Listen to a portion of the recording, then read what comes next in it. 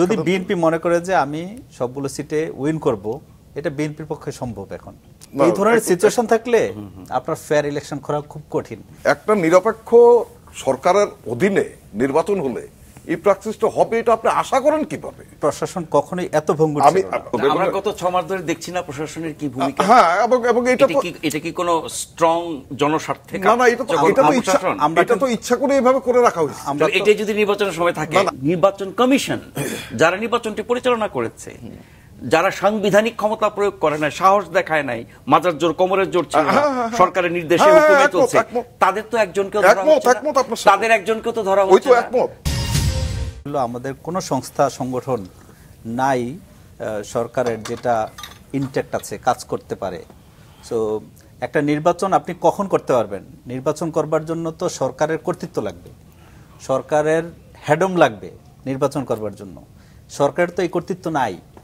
সরকার এখন যদি নির্বাচন দেয় এবং ওনারা যদি সদিচ্ছা পোষণ করে যে আমরা সব সিট নিয়ে নিব, বিএনপি পসিবল।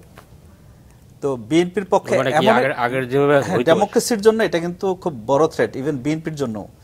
বিএনপি কিন্তু এখন চাইলে সবগুলো সিট নিয়ে নিতে পারবে। কিভাবে যদি বিএনপি মনে করে যে আমি সবগুলো সিটে উইন করব, এটা বিএনপির পক্ষে সম্ভব। এখন মানে কি ফেয়ার ইলেকশনে?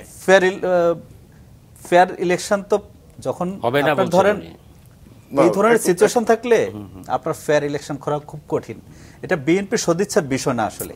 কারণ হলো গত 15 বছরে আওয়ামী লীগ ইলেকশন কিভাবে ইঞ্জিনিয়ারিং করতে হয়, ডিসিকে কিভাবে ম্যানেজ করতে হয়, এসপিকে কিভাবে ম্যানেজ করতে হয়, ইলেকশনটা কিভাবে রাতের বেলায়ও করা সম্ভব, এই প্র্যাকটিসটা কিন্তু করে দেখে গেছে। এটা শুধু বিএনপি দেখছে এরকম না, মানে আওয়ামী লীগ করছে এরকম না, এটা কিন্তু বিএনপি লোকজনও দেখছে বা অন্য দলগুলোও দেখছে। সুতরাং যখন আনগার্ডেড থাকে তখন কিন্তু কেউ না কেউ অপরাধ প্রবণ হইতে পারে। সরকারকে কিভাবে শক্তিশালী করলে এটা বন্ধ হবে? আমার মনে হয় সরকারের এখন তো স্থানীয় সরকারের কোনো প্রতিনিধি নাই, মানুষ কিন্তু গিয়ে তার প্রবলেম বলার লোক নাই। আপনারা ধরেন একজনের কাছে যে বিচার দিবে এটা সুযোগ নেই। কিন্তু কেউ যদি অতিরঞ্জিত কিছু করে, অতিরিক্ত কিছু করে, সেটা বাধা দেওয়ার মতো সোশ্যাল যে পাওয়ারগুলো থাকে এগুলো কিন্তু এখন নাই। আওয়ামী লীগ যে প্র্যাকটিসটা করে গেছে, আর এই প্র্যাকটিসের বিরুদ্ধে তো এই জাতি দাঁড়াইছে। এই প্র্যাকটিসটা একটা নিরপেক্ষ সরকারের অধীনে নির্বাচন হলে এই প্র্যাকটিসটা হবে, এটা আপনি আশা করেন কিভাবে? বিএনপি তো সরকারে নাই, শুনেন একটু, বিএনপি তো সরকারে নাই। এখন মানুষের ভোটাধিকারটা নিশ্চিত করা, ইলেকশন ইঞ্জিনিয়ারিং আওয়ামী লীগ যেটা করছে, আপনি বলছেন যে রিটার্নিং অফিসার ডিসিদের অমুকদের তমুকদের ইয়ে করে, সরকারটা নিরপেক্ষ যদি হতো তাহলে তো এটা করার সুযোগ ছিল না। 91 নির্বাচন এই জাতি দেখছে, ইভেন 96 সালের জুনের নির্বাচনও মানে কোশ্চেন আসেনি। 2001 সালের নির্বাচন, 2001 সালের নির্বাচন, ওটাও তত্ত্বাবধায়ক সরকারের আওতায় হয়েছে। প্রশাসন কখনোই এত ভঙ্গুর ছিল না। শুনেন ভাই, একটু ইতিহাসের বাস্তবতার দিকে আসেন। এই প্র্যাকটিসটাও যদি থাকতো, হাসিনার মতো এই যে ফ্যাসিজম কায়েম করা, এটা সম্ভব হতো না, কোনোদিনও সম্ভব হতো না। আমি তো বলবো স্বীকার করতে আপত্তি নাই।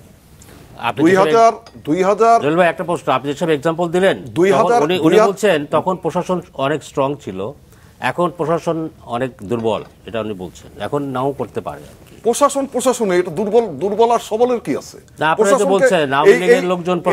এই প্রশাসনকে এই আওয়ামী লীগের লোকজন আপনি রেখে দিলে তো হবে না, সেগুলো তো আপনার সাফা করে তো রিপ্লেস করতে হবে। আমরা গত 6 মাস ধরে দেখছি না প্রশাসনের কি ভূমিকা। হ্যাঁ, এবং এটা কি কোনো স্ট্রং জনস্বার্থে? না না, এটা তো ইচ্ছা করে এভাবে করে রাখা হয়েছে। এটাই যদি নির্বাচনের সময় থাকে, না না, এটা তো ইচ্ছা করে রাখা হয়েছে এইভাবে। আমরা গত 6 মাস আমি তো বলি যে প্রশাসনটাকে ঠিক করার জন্য বহু লোক আছে প্রশাসনে কাজ করার, প্রশাসনটাকে ঠিক করার জন্য এটা এক মাসের ব্যাপার, এটা 1 মাসের ব্যাপার। এখন যে উপদেষ্টা পরিষদ আছে তারা পাচ্ছে না, যে লোকগুলো চিহ্নিত, এই যে কয়েকদিন আগে যেটা 2-3 দিন আগে বা 2 দিন আগে যেটা ডিসিশন হয়েছে যে রিটার্নিং অফিসার যারা ছিল, ডিসি যারা ছিল, তাদের ব্যাপারে একটা সিদ্ধান্ত। মানে এই 22 জনই কারচুপি করছে? না না, 22 জন না, এটা একটা ধারণা দিল যে ভবিষ্যতে মেসেজ দিল। এবং কারা করছে ভাই, এগুলো তো জনবহুল দেশ, আমাদের সবার চোখের সামনে ভাসতেছে কারা করছে না করছে। কাউকে বাদ দেওয়ার জন্য তো ইনফরমেশন লাগবে। না না, এগুলা কারা করছে না করছে ভাই, এগুলা একটু মানে গোয়েন্দা সংস্থা আছে, আছে একটু কে কোন এলাকায় কি করছে, কোন ওসি কি করছে, কোন কি করছে।